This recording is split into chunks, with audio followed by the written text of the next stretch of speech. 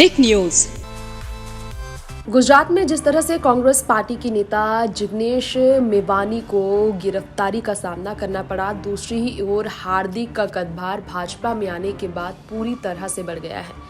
इस बारे में हम आपको बताएंगे, लेकिन सबसे पहले आपको जानकारी दे दें कि इस प्रकार से विधानसभा चुनाव को लेकर पूरी तरह से तैयारियां कर रहे हैं हार्दिक पटेल। जी हां, हार्दिक पटेल जिन्हें विधानसभा चुनाव के लिए सीटें नहीं मिलने वाली थी, इस तरह की खबरें कह रही थी, लेकिन अब रिपोर्ट कहती है कि जरूर उन्हें भारतीय जनता पार्टी विधानसभा चुनाव में चुनाव जुबानी जंग के बाद चुनावी जंग में भी उतारने वाले। जी हां, अभी आपको हमने बताया है कि गुजरात एमएलए जिग्नेश मेवानी को 6 महीने के लिए जेल की सजा सुनाई गई है। साल 2016 के केस को लेकर उन्हें फिर से जेल की सजा सुना दी गई है। जी हां, इसके अलावा 18 और लोग हैं जिन्हें 6 महीने के लिए साल 2016 के प्रोटेस्ट को लेकर जेल की सजा सुनाई गई है। तो एक तरफ राहुल गांधी को जिग्नेश मेवानी के जेल जाने से विधानसभा चुनाव से ठीक पहले बड़ा झटका लगा और दूसरी ही तरफ हार्दिक का कदभार बढ़ गया। जिग्नेश के जेल जाने से सीधा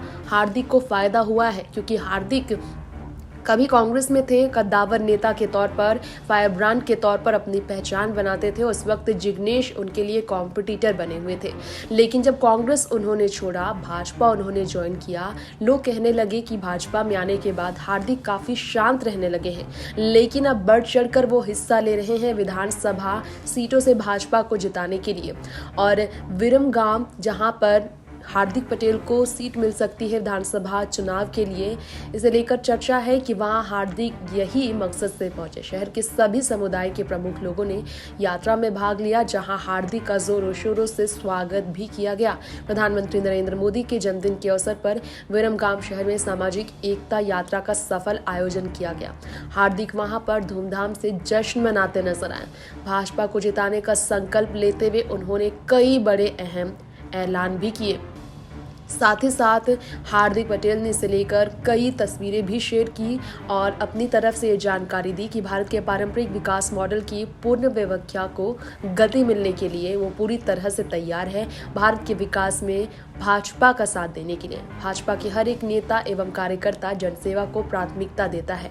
हार्दिक ने यह कहा है कि आज भारत की यशस्वी प्रधानमंत्री नरेंद्र मोदी के जन्मदिन के मौके पर विरमगाम तहसील के मोटा हीरापुरा गांव में नेत्र निदान शिविर का आयोजन भी किया गया।